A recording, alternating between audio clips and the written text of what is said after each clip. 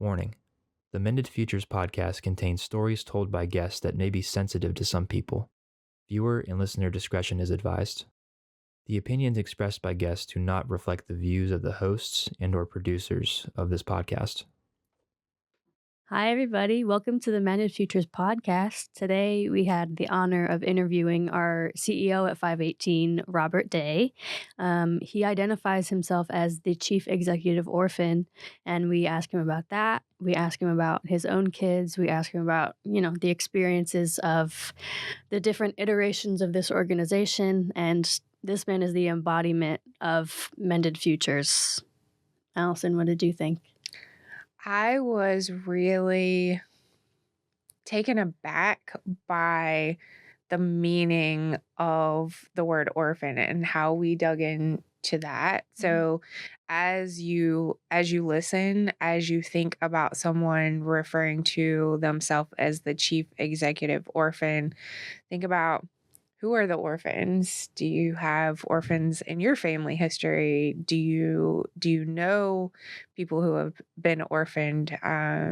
Because I, sitting across from him, really had some epiphanies today.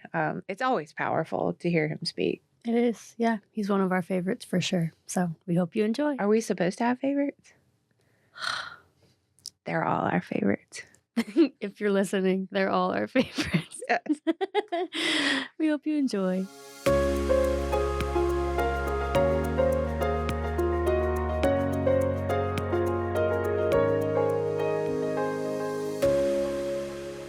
Hey, Taylor. Hey, girl.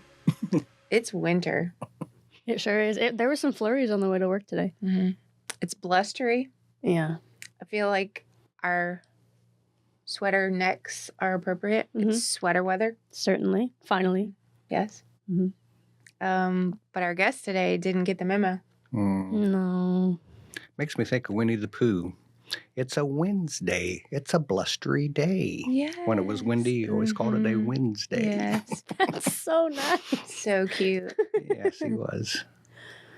So I asked a previous guest who their favorite bear was. Is Winnie the Pooh your favorite bear? Well, certainly when our kids were small, we loved watching those. I think I enjoyed it as much as the kids did. The messages are as much for the adults, the grown-ups, as the kids. Yeah. Mine is Corduroy. Oh, yes, of course. Yeah, that's a great book. Everyone needs a pocket, too. He was very utilitarian. He How was about you? busy. Yes. How about you? I think Corduroy is mine as well. No, it can't be. Okay, so you have Winnie the Pooh. Pick your own bear. You have Winnie the Pooh. You have Corduroy. Mhm. What other bears are there? Paddington. I don't really know anything about Paddington. Smokey the Bear. Smokey the Bear turned 80 this year. I've important. said it Very multiple times on this podcast Yes. somehow.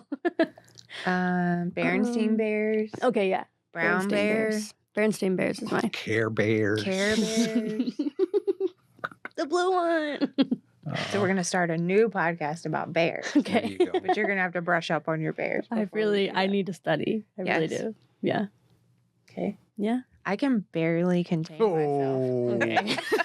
she did this just Boo. to set that whole thing up, didn't she? Yeah. I didn't even think about it, but it was too good not to say that. But I can barely contain Oh. myself because we have an important guest today. Very important. We have CEO of 518 Family Services, Mr. Robert J. Day.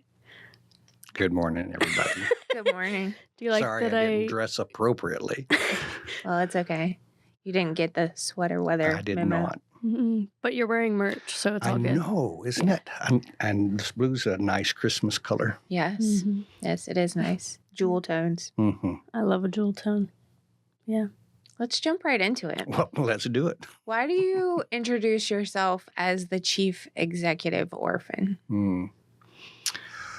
Well, my story comes all back to the very beginning. I was conceived as an orphan. I wasn't planned, wasn't wanted. My mom was in foster care when I was born, so she put me up for adoption. That kind of makes you an orphan. She was placed in a foster home, and when the foster parents learned that I was up for adoption, they asked the state if they could adopt me. And then an unusual move that the system probably wouldn't do today is they placed me in the same foster home as my mom. And so for the first 2 years of my life, my mom was my sister.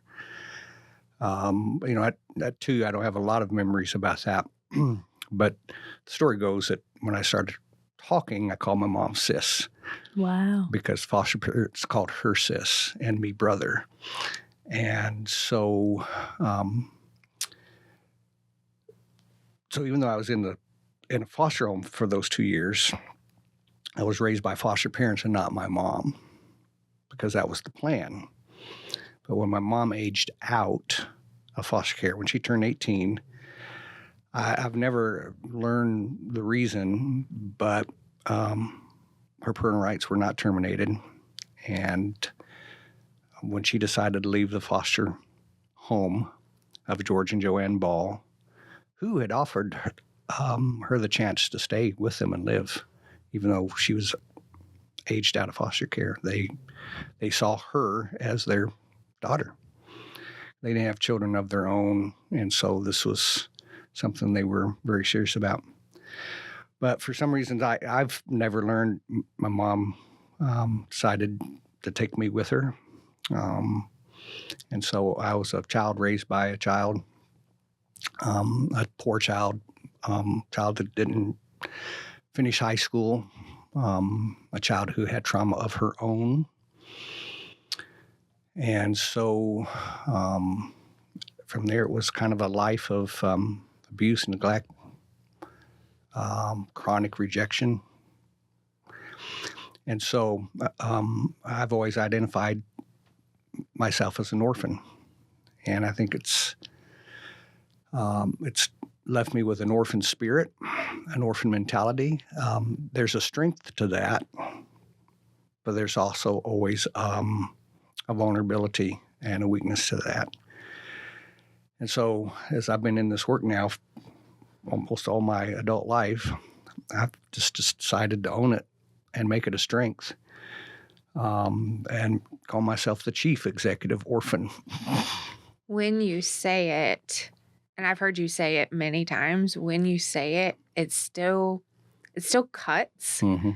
And to hear someone call themselves an orphan, you don't hear the term orphan like you used to. And I think I'm middle-aged. I'm not old, but we don't talk about orphanages much anymore. No. And we don't talk about orphans.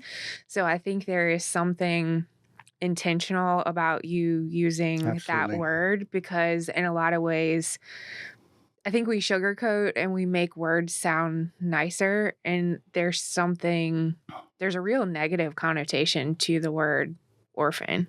Yeah, but here's the thing: because we have lost the word orphan, the church has lost its mission to the orphan, because they it's are biblical. Now, they're unidentified. Mm-hmm. They're incognito, so to speak. Because the system has changed their names to foster child or dependent child or child at risk or child in need of aid. I mean, there's all kinds of new words for this. And I think that's part of the issue. And if you're ready to have your mind blown, Taylor? Yeah, let's do it. Yes. There are more orphans in America today than there have probably ever been in the history of this country. But because we don't have orphanages and because we don't use the word orphan, we don't think we have a problem. That's a third world problem. I was just thinking, you hear about it in third world countries, but really there are orphans all around us. We just don't use the term. Yeah. I've never thought about that before. Mm-hmm. So think about it this way. Makes a lot of sense. If we use the biblical definition of orphan, then which is often interchangeable with fatherless, right? So you only have to be absent one parent to be an orphan. And the orphanages understood this. In fact, there was some disagreement about how you did it. Some orphanages called them half orphans if they only had one parent missing. Or if both were missing, they called them double orphan. And in the early days when the state started tracking these children in these institutions, they use the same language. And in fact, UNICEF today we'll talk about maternal orphan, paternal orphan, and we'll use double orphan if the child is missing both parents. That is fascinating. So I am the mended future of a maternal orphan. There you go. Who was my connection to the then Patrick Henry Family Services. And I'm sure that's why he was interested in helping orphans. Yeah. And it always was sad to me because his father was around. But when his mother died in childbirth with the younger sibling, he and his siblings went to an orphanage. So I've never heard the maternal, paternal, or double. Yeah. So once we just decide that just missing one parent puts you in this vulnerable space. And remember, what the Bible's concerned about is vulnerability, right? Mm-hmm. So missing a parent, particularly in that society, if you was missing your father, right, the child and the mother was vulnerable. Mm-hmm. And I believe that if you're a mother of an orphan, you are a widow, right? So, but we're only counting those who have lost a parent to death. But I don't think that's true. I think we need to be more inclusive in order to really deal with the issue of vulnerability. So if you're just missing a parent now for any reason, there's a besides death. So we would know that dissolution, for example, would be if your father's or mother's rights were terminated by a court, that would put you in the orphan realm. I think most people would get that. Disappearance. Father's whereabouts is unknown. Maybe alive, maybe that we don't know. We get that. Sometimes disassociation, a divorce, for example, causes one spouse to have nothing to do with the children. You're absent a parent, whether parents may still be alive. And I think one of the important ones that we've really got to step into is dysfunction. You can be an orphan living in your own house with a parent. Yep. That is not bonded, that does not show affection. Or if you have a parent who's abusing you, neglecting you, sexually exploiting you, to me, that child's an orphan. Or if they're choosing a substance over you. Yes. When we think about how much drug use is impacting children and families, if you are choosing a substance over caring for your children, I think of incarceration. Right. You know, that is, you're orphaned if someone is. If you grow up because one of your parents is in prison and you really don't have much to do with them, So think about it. It's two things. We talk about vulnerability. So this child is vulnerable because there's not a protection of at least one parent providing what that one parent would normally do for a child. So in this case, usually the state has to step in and start providing this. But it's also, I think, about wounding, right? So you talk about, right, a parent choosing a substance over them. There's a constant wounding that comes from that. You're being treated like an orphan, whether you might not technically or legally. And it is a choice, whether it's a conscious choice or an addictive choice. That's a choice to choose. The child, they don't understand. All they see is I'm being neglected, I'm being rejected, I'm not loved. To choose a new man or woman over your child, to choose a substance, to choose, a lot of it is a choice. Yep. So I think anybody who has an orphan wound or an orphan spirit is an orphan, and so I also call myself a recovering orphan, right? To kind of put that into the perspective that this happened to me as a child, and those are lifelong wounds. And just because you become an adult, you turn 18, I'm not a child anymore, so I can't be an orphan. Well, you carry that little wounded orphan spirit the rest of your life. And if you turn 18 and you don't have permanent family, then you're really an orphan the rest of your life, and you're trying to deal with that. And I'm often reminded of that at holidays, right? Parents to call or talk to or go visit and those kind of things. So I'm reminded that. And so even though I'm this age and there's been substantial amount of healing in my life, I still occasionally am visited by that old orphan spirit, and I have to put it in its place and take every thought captive to the obedience of Christ, as the scripture would say, and start arguing in my head, no, I'm a child of the Heavenly Father. I'm the child of the King. I've been adopted, and that helps. At what point did faith come into your life? I was 17. It was the summer before my senior year. Although my foster parents, I was back with my original foster parents when I was 10. That's how I know a lot of the first part of the story. And they were godly Christian folks, had me to church every time the door was open. And I had to memorize the books of the Bible and quote the scripture of the week. Before we ate supper, we had prayer. So the first work of God in my life happened at that time. And they had really prayed for me ever since they, received me. So I think their prayers are part of that. But for me, when I was 17, I accepted Christ at a revival and been a part of the family of God since then. Mm-hmm. Do you remember when it first clicked for you that, being someone that hadn't had at least functional parents in their life, you were received as a child of God? Probably the biggest emotional move towards that when I had my own children. Mm-hmm. And I remember it distinctly. It was either the second or third night my son was after he was born. My wife was exhausted, and I was doing night duty and trying to keep him rocking and keep him from crying, and just nothing was working. And I literally had a panic attack. Mm-hmm.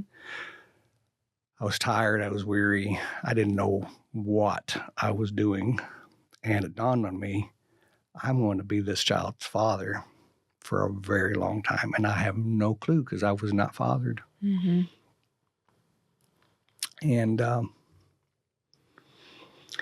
so the only thing I could do was to try to extrapolate the lessons I'm learning from my Heavenly Father and how He was fathering me. And that was the night I kind of made the decision, it's going to be different for this child. Excuse me. No. That's powerful. And there's been a really exciting event in the Day household recently. So yes. You have children, and then what happened a few weeks ago? Yeah. So our first grandbaby came, Evangeline, and which means good news, because we weren't certain we were ever going to be able to have grandchildren. Mm-hmm. And so this was a surprise and was good news. My daughter's 35 when she, just because it didn't look like it was going to be able to happen. So, and that changes your world tremendously. And there's a certain sense of pride and accomplishment that this little one's not going to have the same struggle. Mm-hmm. I mean, she's already surrounded with her aunties and her uncle, and a lot of people love this baby and won't know the same thing. And that what every child should have. It just be received as this precious, precious gift, and cherished and loved on, spoiled a little bit, not too much, but yeah, all children. That's what every child needs, a thriving family. That's what we can convince them, right? They need a thriving family with generations of people who are so glad they're here. Yes. Yeah. To be proud of them, but also to hold them accountable. I talk about to a lot of people in the youth space, I wish there were old country stores or corner stores around now, because when generations of people know you, know your family, but it may not even be related to you, but they're proud of you, Mhm. or they see you misbehave That's and right. they say they're disappointed in you. Yep. I think it's so important for people to have a village that does both. Yeah. And when you think about shepherding, Mhm. if we think about the Holy Father, how we're treated, there's guidance Yeah. there as Love well. and discipline. Absolutely. Yeah. So David Brooks, it describes what has happened to the modern family as we embrace this concept of nuclear family. Mm-hmm. We started losing this concept of extended family.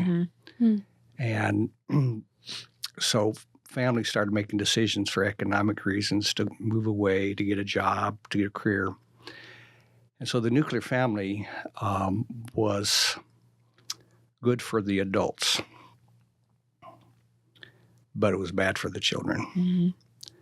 Adults could explore what they wanted, do what they wanted, right? Pursue their own dreams and aspirations, not being anchored to the dreams and aspirations of their extended family or the needs of their extended family. And so in our society, we could live on different coasts of the country, and we're not there like we used to be, right? With several generations, sometimes in the same house, or at least in the same neighborhood, or in the family compound.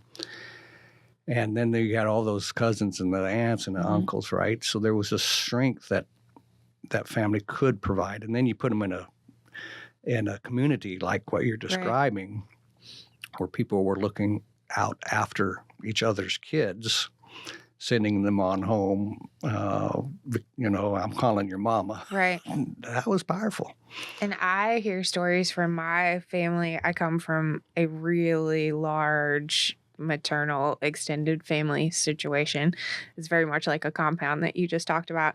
And they would take in other people who were not necessarily related, or sometimes a distant cousin, and they would stay, or their children would stay, or they were always there for Sunday dinner.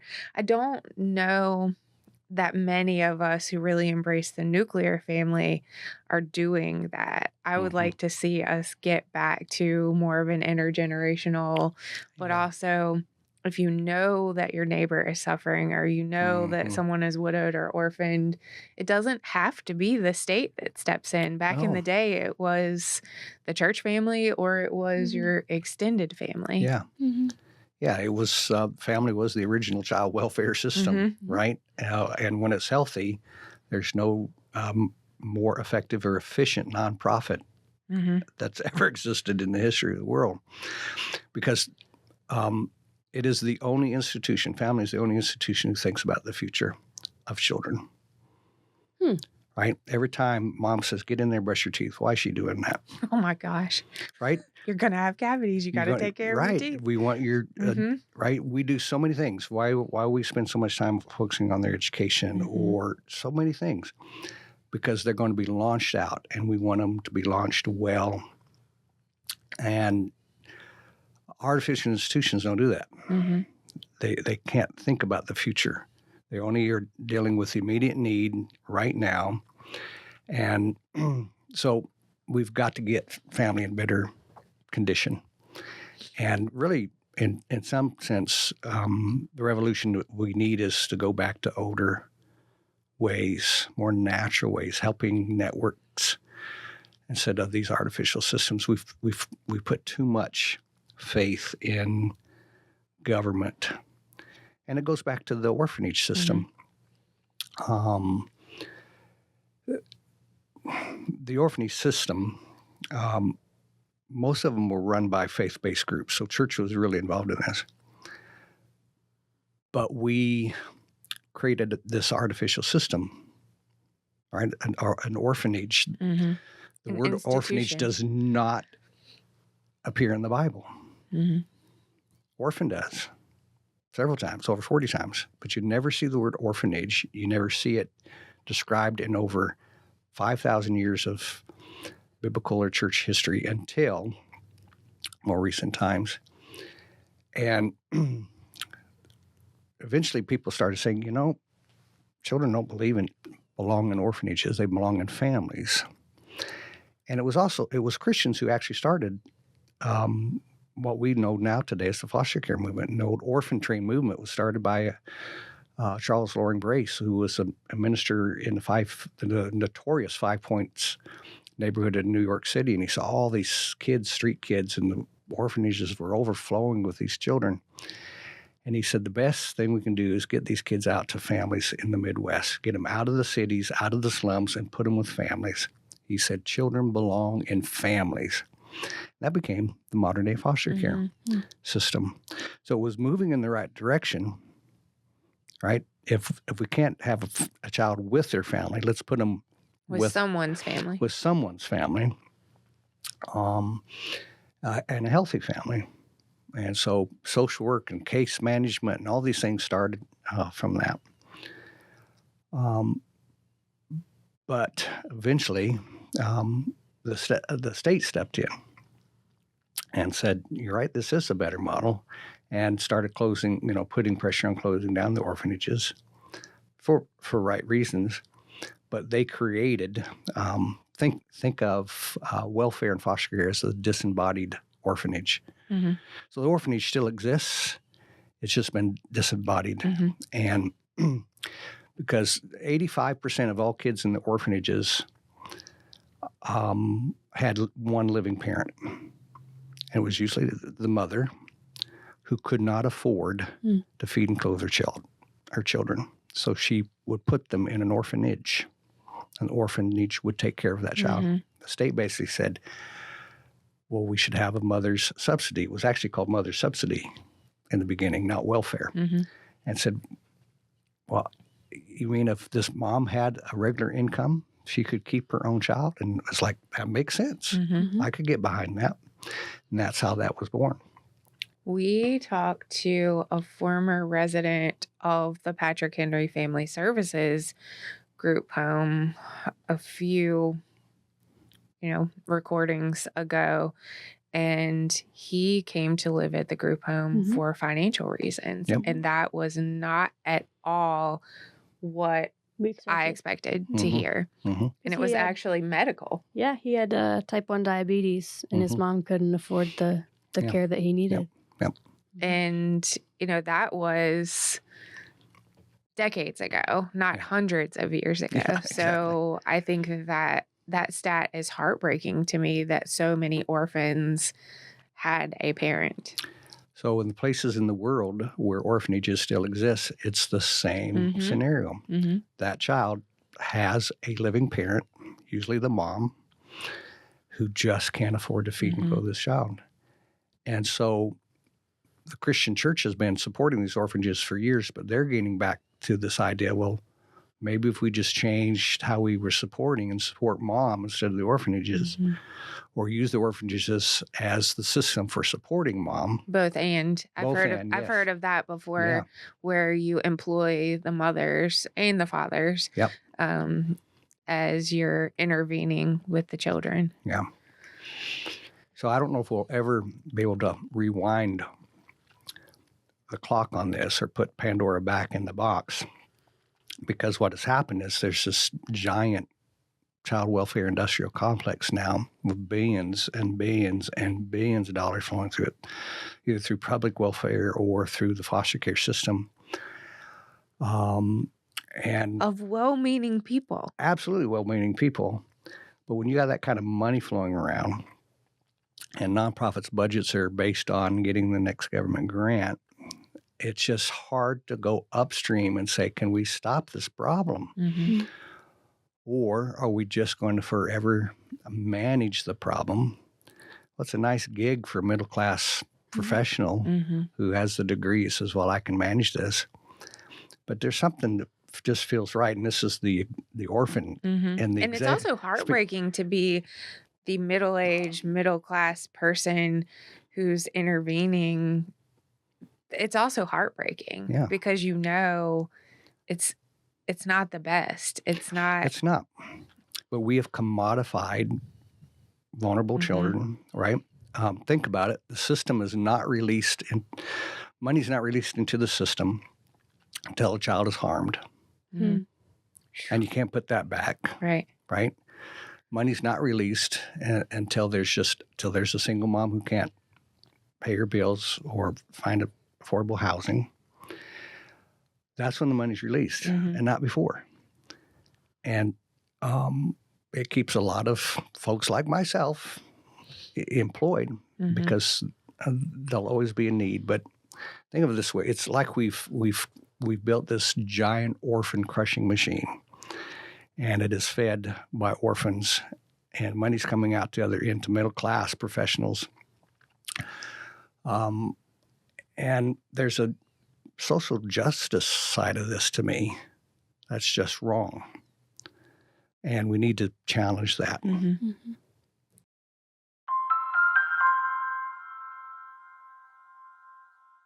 Life is messy, and sometimes people just need someone safe to talk to. We're here to listen because everyone's story should be heard. 518 Counseling exists to empower children, adults, and families to overcome past experiences and create a path to being stronger both mentally and spiritually. Family is a nuanced concept.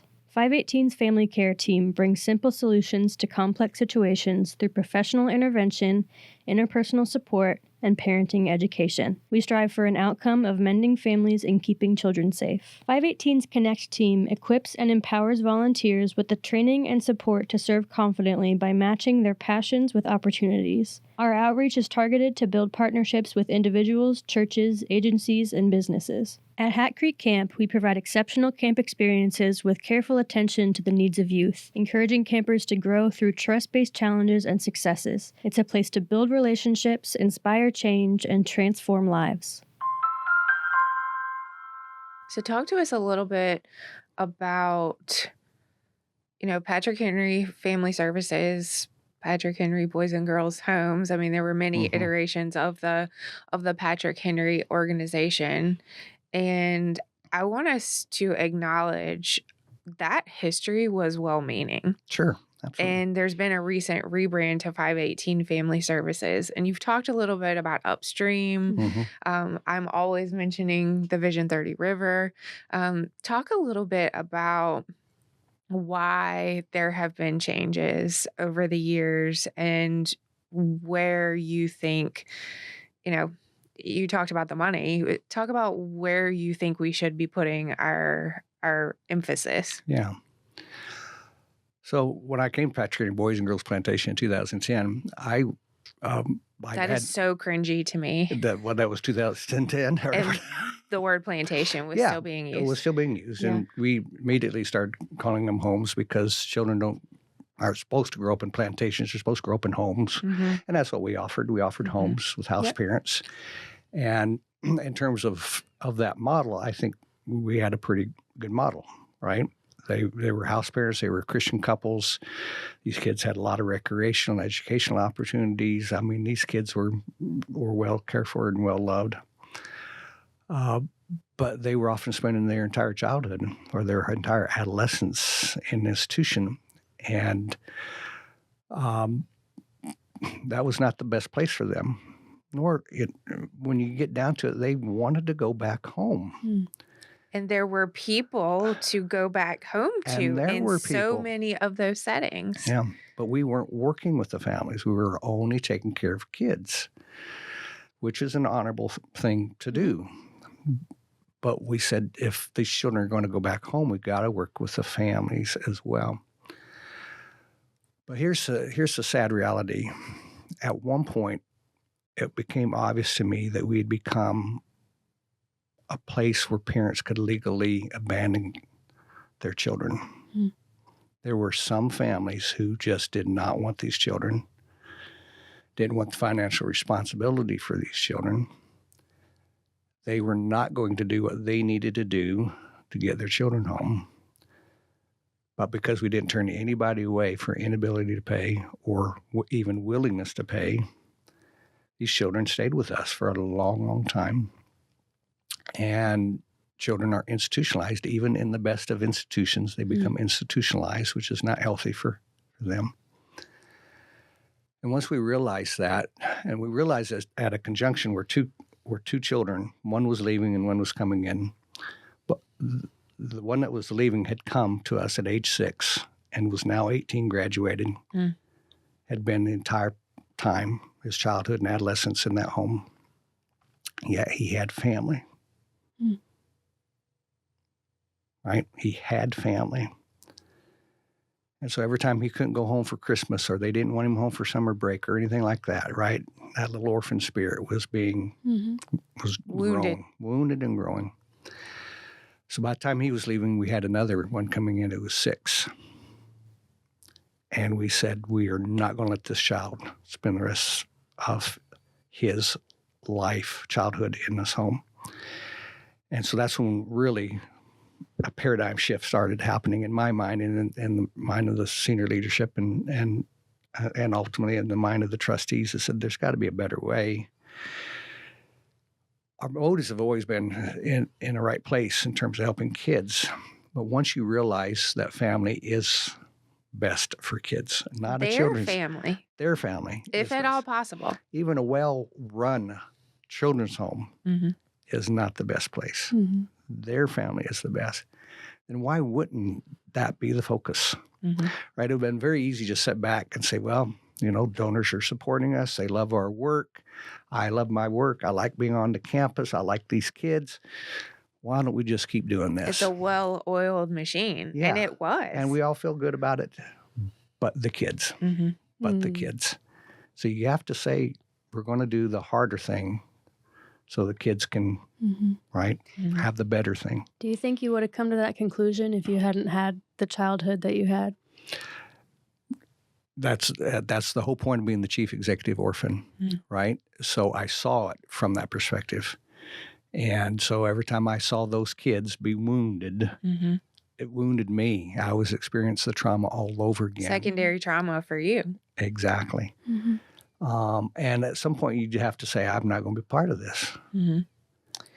I have to ask you a question that I know some listeners are thinking, and I think of it a lot of times too. And Avery, the head of school counseling or head of school-based counseling, mentioned it. You're not talking about every single situation, right? Because there are instances where children cannot be or should not be with their families. Yeah. Because those families are wounding them, not just in their spirit, but sometimes physically and emotionally and intellectually as well. Yeah, so those kids need safe, right? Safety of children is first and foremost in the period of priorities. But if there's extended family, if there's fictive kin, if there's some natural place for this child to go, then why wouldn't we do it? And that's why we've put a lot of energy and effort in kinship navigation, help grandma and grandpa, help aunt and uncle, help the cousin take care of this child that they had not planned. That was not part of their life plan, but now here's these kids. And the evidence is clear. Research is showing those kids have better outcomes. There's still struggles, right? But they have better outcomes than if they went to foster care and went with strangers. Even the best of strangers who love you, there's still the wounding happens there. And what we don't want to happen here is to alienate people who are working in the foster care space or working in the child welfare space, because in so many settings, it's the best we can do in intervention. And I just think about, there's a pyramid image or metaphor in K-12 that you really want the top of the pyramid, the top 5%, maybe, to be those interventions. And then the middle layer, 20%-ish, you want that to be the where we come alongside you, where we scaffold, where you have supports. And then that bottom layer, you want that to be the prevention. Everybody gets that. So it's tiers of intervention. And I really think that in so many settings, the pyramid is upside down. The triangle is upside down. And we are trying to intervene on 75%. And that's exhausting. So there are going to be interventions that are necessary, but we need to make sure that the top of that pyramid or the top of the triangle is where the interventions are. Yeah. You can't stand in the river and prevent every kid from going over the waterfall. No, somebody's got to go upstream. And I should say, because I'm often critical of the system, but if it hadn't been for Child Protective Services in the state of Tennessee, I would have been wounded in the womb because the reason my mom went in foster care was because of a alcohol inspired violent act, and because of drinking at the time. So if she had not been taken into foster care and may have continued drinking, I would. You don't know. I don't know, right? So I'm thankful that I'm thankful for my foster parents, right? And my wife and I and kids were foster families. So, yeah, there's got to be really dedicated. It's kind of like they're the special forces in this, right? We want a time when that's just not needed. Or not needed as much. Or not needed as much. But so yes, but if we never are intentional about going up, then it will always be over here in this intervention, which is very expensive and very damaging and very harmful. Heroic. And easy to measure. I mean, there's tough for those who are being rescued. Right. There's some reasons why, we positively reinforce some negative things. It's easy to measure. It's to fund. It's easier to fund. You can show results. Prevention, you're just out there sowing the seeds and you may never, ever see that harvest. But we have to encourage people to sow the seeds and be the sowers. So I think there's usually three kind of main reasons we don't, or what keeps us from going upstream. One is we don't see the problem. And sometimes, so until we're aware that there's problems within the system we've created, then we just think, well, we've got a system for that. We're paying a lot of money, taxes for this. I don't understand the problem. Or if they see the problem, maybe they don't own it as their problem or their responsibility, right? And I think that's where if we start using the word orphan and understand the context for the Christian people, that is our problem. That is our responsibility. They're in our neighborhoods. They are our neighbors. Yeah. And then I think for a lot of it is the whirlwind or the problem seems so overwhelming that people say, I'm powerless to do anything about it. Because in their mind, they're saying, well, if government can't do it, how am I going to do it? How's our little church going to do this? And so, but everyday people just doing everyday things and being intentional about one kid, one family, these folks living up the road from you, that's how you do it. Wow. Talk to us about the reason for the rebrand and the significance of the verse and the significance of the concept of reconciliation. Yeah. Good question. And it was a long time coming. It was happening before we realized it was happening because there was this paradigm shift happening, right? So other decisions had to be made before we even thought about rebranding. Although, in many ways, I knew when I came, obviously the word plantation was problematic. And it was really when I was interviewing kids, I wanted to learn as much as I could about the place that I was coming to and the job I was doing. And the kids hated that they lived on the plantation, and they were called plantation kids. And everyone referred to it because I worked at the two schools where the kids fed into. Yeah. So I taught them and I worked in the school as an administrator, and I couldn't believe that they referred to themselves and that other people referred to them as the plantation kids. And they hated riding in the van that said Boys and Girls Plantation. There goes plantation kids. So it's that labeling thing that was very harmful. So that's when we just said, we're just going to start doing business as Pastoring Boys and Girls Home. And that helps. So that was kind of the first step in rebranding, just for the sake of the children that we were serving, right? But then it really happened. Once we made the very hard, difficult decision, but well thought out decision to move off the campus and close down the homes and put our resources in more upstream, family-friendly, supported kind of things. Once we did that and we literally were off the campus, then we say, as much as we like the patriot Patrick Henry and for all he stood for, and liberty and all those things, it's like, what does that really have to do with what we're doing? Mm-hmm. And faith had always been important to us as an organization. And we thought, well, shouldn't we identify more with that than with a historic or patriotic theme? Mm-hmm. Or a location. Or even a location. I think of Patrick Henry being the location. Yes.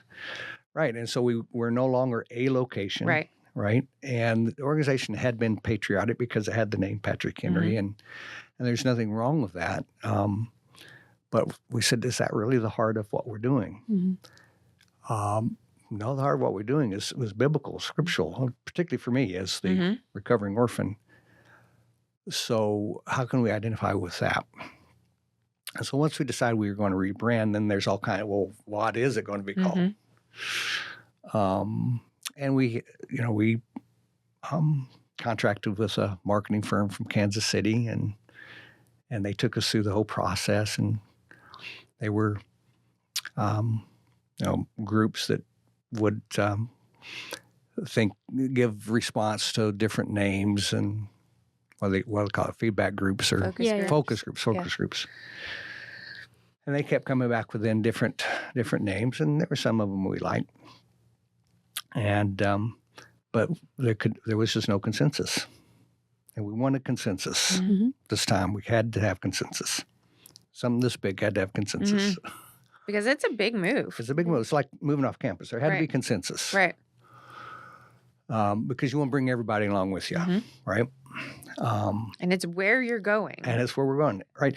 And so we said it can't just describe who we are now, because we're in transition now. Yes. So if we pick a name, it's going to be old pretty quick. Mm-hmm. Where's this place that we're trying to get to? That's the name we want. And finally, one of the people from the marketing team were here with us, and we were all in the boardroom, and this person looked up on the wall, and 2 Corinthians 5:18 is on the wall. All of this is from God, right? Who's given us the ministry of reconciliation. And he said, well, tell me about that verse. And we've probably looked at that verse, quoted that verse, pointed that verse when we've been talking about plans or visions or whatever, because reconciliation was a theme that God had been speaking to all of us about. And it was missing.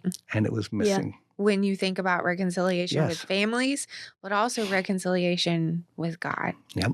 It was the missing piece. It was missing.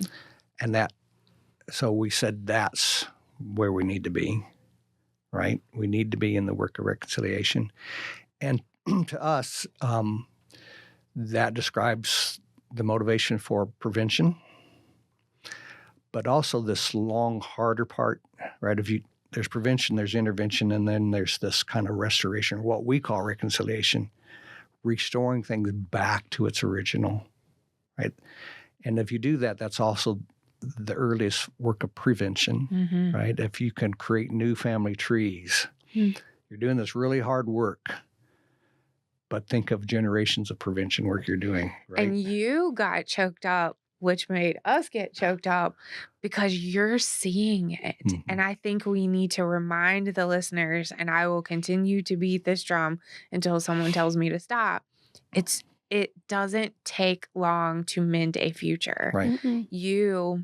By the time you dedicated yourself as the father, and now you have a weeks-old grandbaby who will never know that.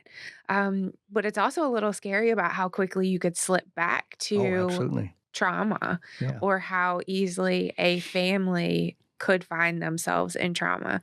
So I think we need to remind ourselves as we do this work, in a generation, things can be very different for families, but also because of a circumstance, a family could be changed forever. Yeah. And so we got to remember that it's often it's about choices. Every child who's an orphan is an orphan because an adult made a choice. A parent made a choice that put them in that bind, right? Or there was a circumstance, Right. a tragedy. But those usually are a result of somebody's choices, right? Somebody decides they're going to have a war, and so somebody loses a parent, or and when we say adult choice, we're also talking about policies, right? When there's a government policy or a cultural trend, or right, children are at the hands of that kind of world, of an adult world, and adults aren't always thinking about what's best for kids. They often get into the, what's best for me. And so they do reckless things or foolish things or stupid things, and it's always the children who end up paying a huge price for that. Right? We say in the river video, no one gets to choose their family, right? And it really is, if you're fortunate enough to be born in a healthy family, or if you're not. But we also say in that video, but even if you're not born in an unhealthy, you can get there. But it's not the choices that the children made to get there. It's the choices that adults made to get there. Intentional. Yes. Meaningful choices. Yes. That have been happening through the history of the organization. So when you were in the business of running orphanages, there were meaningful relationships happening there. Yep. Now that you've gone farther upstream and there are more services for families, counseling, those are meaningful relationships. Yep. Can you talk a little bit about how a Christian organization came to becoming a counseling provider? So you went from group homes to mental health. And I think that's important, because you don't always associate Christianity with clinical mental health services. Yeah. No, and I think it's something that the faith community's got to understand, that it plays a role in this. So I didn't start the counseling program. It was here when I came 2010, but there were just a couple of counselors here in Lynchburg. It had been an attempt to start working with families.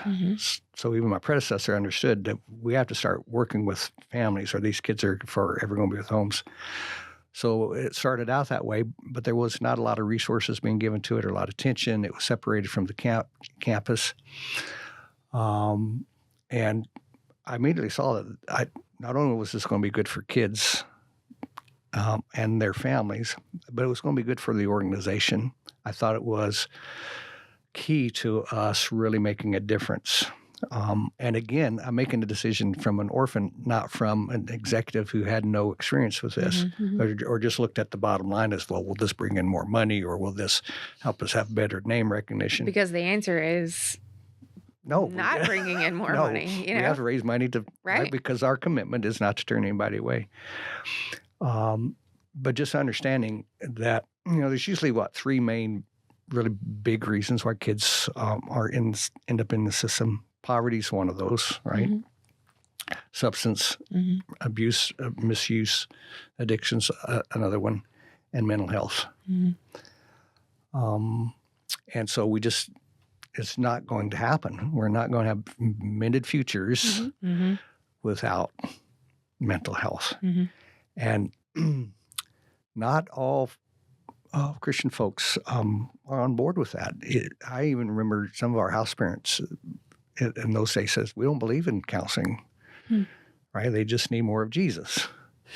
Well, I think everybody needs more of Jesus, right? Discipleship is really important in the life of a believer. But the same folks will go to the doctor for medical reasons. If you believe, then just believe. They healed everything. Well, we don't. For some reason, we separated mental health from that. I think that's changing. Obviously, that's changing. In part, I think it's changing because of organizations like 518 who are showing people you can be both and. Yeah. You can be Christian and you can also be in counseling. When you close the door for a session, Jesus doesn't stay on the outside. Right. you go. He Coming comes with along. you. Stay out here. I'll be out in a minute. No, Right. it doesn't work that Yeah. way. Well, here's the cool. How's the scripture identify the Holy Spirit as our counselor? Counselor. Yeah. Right? Yeah. Hmm. And what I love about our counselors is their strong faith background in this, right? They really believe they're doing the work of God, and that's powerful, right?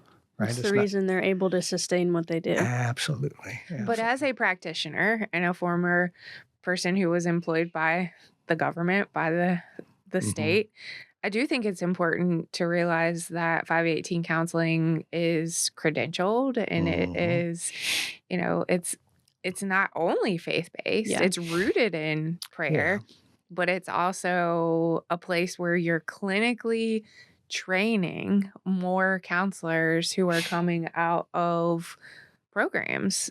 And I think that is so powerful because you always hear we need more mental health professionals, and you all answered the call. How did you come to that? Yeah. Again, I just thought it was going to be key to not only better outcomes for kids and families, but it was going to help elevate the organization. So as we started opening up other counseling centers in other communities, then there was some visibility and people saying, "Oh, I didn't know that they did that." It's not the thing that our donors are most excited about in terms of giving. They want to help kids. But once you can help them see that we are helping kids stay with their family, then they can get behind that. You're helping kids and families and caregivers. We've talked to multiple guests so far who are 518 clients of a program, and then they become a part of counseling. Yeah. So we talked to a host family who did hostings, and now they're still open to respite care, but they did family counseling. We've talked to a grandmother who does kinship care of 2 grandchildren who also receives counseling. So it's not just counseling for the children who are vulnerable. It's counseling for anyone in the village who needs it. Yeah. Well, let's put it in faith language for a little bit, right? When we talk about we got saved, Jesus saved us. So that means we're good. Everything's good now, right? Well, we all know not everything's good. We've been justified, right? We are in right standing with God. But there's a step called sanctified, the process of sanctification, that we can become more and more like Jesus. And there's certainly an aspect in which learning scripture and prayer and worship and missions is a part of that. But if from an emotional standpoint or an intellectual standpoint or a wounded standpoint, sometimes it's hard to be sanctified when there's some unresolved injuries, wounds, spiritual wounds, emotional wounds. And that's why we've been given the gift of the Holy Spirit, the counselor. But what mental health counseling does, it helps to shine a light on those wounds and helps people go through a process. A lot of our counselors, their favorite form of therapy is cognitive behavioral therapy. And to me, it really aligns with Scripture because basically it's saying, change your thinking, change your life. And that's what getting better is about, right? I'm talking about being a recovering orphan. So there's certain things, because I didn't bond with my mom or there was rejections, there were beliefs that I embraced about myself and about other people that were not right. And they were reinforced. And they were real. Yeah, and they were real. So the only way you get healed is to change your thinking about what is real. And that's what a counselor can help unpack. Let's take a look at this. So in recently in my own therapy session, my therapist helped me see something that after 60-something years and being in this work and being a pastor, and I thought, I've never seen it like that before, and it was so freeing. Mm-hmm. And so I just know the power of that. And it helped, she's a person of faith, so she could talk to me in faith language, but it was also in real therapy, Practitioner, therapist. Yes. That is evidence-based. That says this is kind of how you get to where you need to be. Mm-hmm. One thing that I love about 518 counseling and about this upstream movement is you're helping people who lived through trauma, but you're also incredibly go-giving with community workers who are experiencing secondary trauma. Yes. Or you're really open to a low barrier counseling service, because if there are educators, if there are first responders, there was a really scary incident in the community about a year ago at a local coffee shop. And I remember that you all reached out to anybody who was there or anybody who was working and said, we're here for you. It's free. Come. When there have been tragedies in the community, how do you process a child's murder? How do you process some of the things that we're currently going through? And you've opened your doors, and you're also modeling that so many of us are talking to people. Like, coaches need coaches, helpers need helpers. Absolutely. And I love that. Yeah. Something that I've been thinking about as we've been talking to you is, in the chief executive orphan title, it's not just the orphan, but the chief executive. And so to me, that indicates a responsibility for other orphans. And we talk about reconciliation, not just with families to each other, not just us with God, but us with our own experiences, right? So how do you reconcile your own experiences to be healthy enough and strong enough to represent other orphans? All right. So that's a good question. As a social worker and a social work educator that I've had that opportunity to be at occasion, I tell my students who are going into social work, you've got to be healed. There's got to be a level of healing. And healing is you never get to a point as I'm healed. It's not linear. It is right.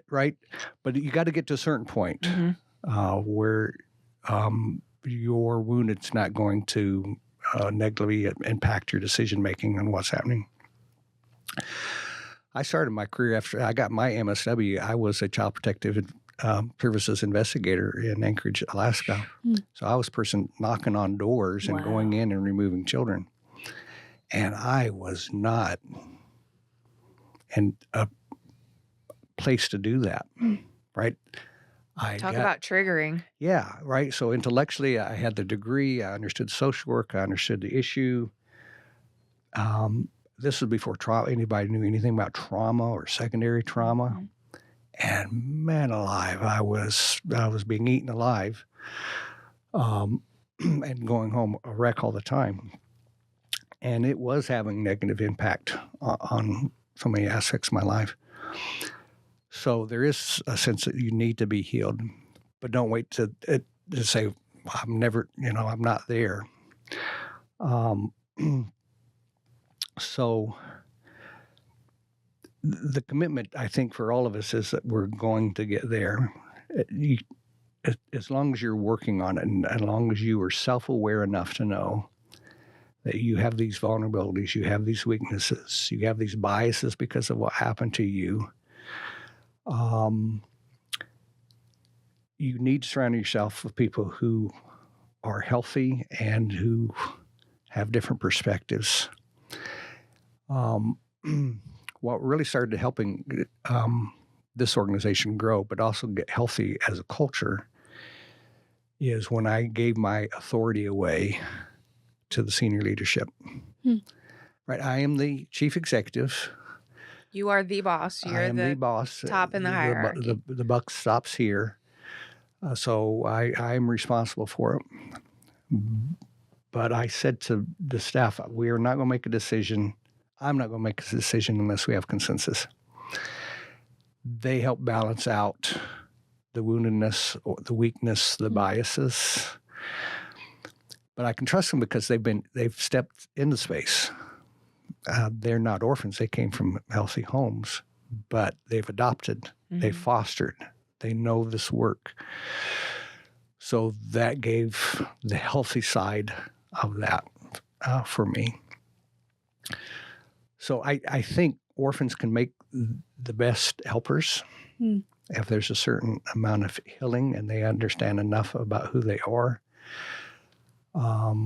I think that's why the culture is enamored with superheroes who are orphans. Right? Spider-Man, Superman, Batman. Right? There's a power, right? Wounded people can heal, or wounded people can lead. And it can be their superpower because they have touched something that others haven't touched. And so if you want to work in that space, it helps. But they, like all those superheroes, they've got an outfit or a special power or something that masks the woundedness inside. Of course, when the villain comes along, they usually know that's where the weakness is, and they try to go after it, right? I don't know if I had answered your question. No, it's a great answer. That is a great answer. And it reminds me of sometimes hurt people. Yep. And sometimes you bleed on the people that didn't cut you. And it sounds like your senior leadership team or the way you've structured the culture here is people know that about you. You're vulnerable enough to where people know that if you react in a way, it's because you lived it. Yeah. Well, that thing about this, I joke all the time around here, math is hard. And math is literally hard for me. I only made, on my ACT, I only scored 4 in math. I had to made better if I'd guessed, right? Now, for a long time, I just put that up to, I grew up poor in a family that didn't have any concern about education, and I went to poorly funded schools. All that's true. But now that I understand about trauma, right, and first of all, we also know that poverty can actually lower IQ. Epigenetics. It can change your genetic makeup. Wow. And it can rewire the way your brain works. So all those things together has given me this kind of disability regarding certain ways to comprehend math or details. So that's my vulnerability, right? But yet I'm in charge of an organization that's got to worry about math and numbers and money and stuff like that. So every superhero usually has a sidekick, right? Batman has Robin, kind of thing, right? Because we can't do this alone. We're not meant to do this alone. We're meant to do it together. So find the team that has those special powers that you don't have. And that's a beautiful thing when you are vulnerable and being vulnerable, growing up being vulnerable, you know how to do it. So just be vulnerable and say, I need help with this. And that's a leadership lesson that a lot of people need to hear. Yeah. Being the chief executive and leaning into your strengths, but also acknowledging your vulnerabilities is not something that everyone does. No. Sometimes people want to be the smartest person in the room about all the things, and that's admirable. Nothing smart about being the smartest person in the room. I would say that you're the most open person at this organization.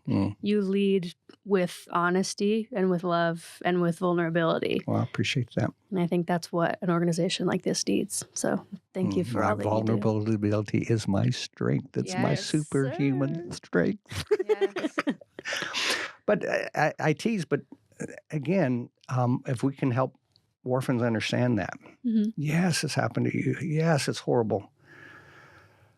But God can turn it into a gift. He can take your pain and make it into a purpose, right? He can take the madness and turn it into a mission. And that's really a beautiful thing when it happens. It's channeled. I was just going to ask you a question, and that might be the answer to my question. I remember the girls from the girls' home as my friends and my classmates. And then I taught them in the classroom. And then I remember the boys from my time as an administrator. So to me, the former clients aren't numbers, they're faces and their stories. What would you say to the Patrick Henry Family Services former residents, former clients about where the organization is going now, how 518 could still serve them and their families? What would you want to say? Because I know that some of them are listening. A part of me wants to apologize that we didn't know better.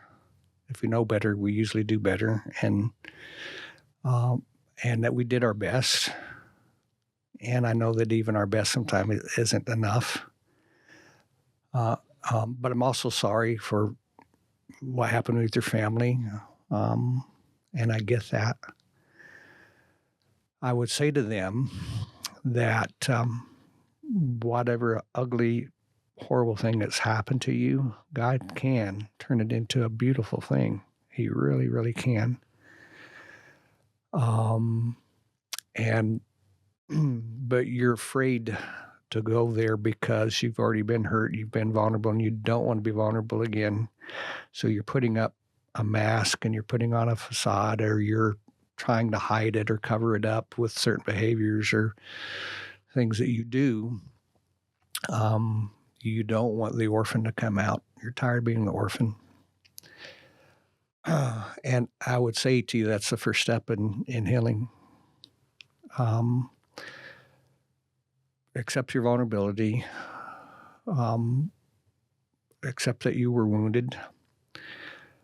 And decide right now is a good time to heal. Start this process of healing. Surround yourself with people who you needed when you were a child. And let them help you now.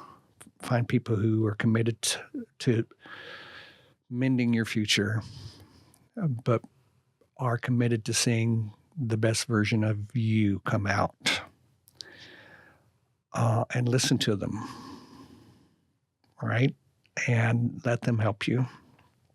And it's not too late. One of the first times I told this story about being a recovering orphan at one of our local churches, I literally started by saying, hi, I'm Robert Day.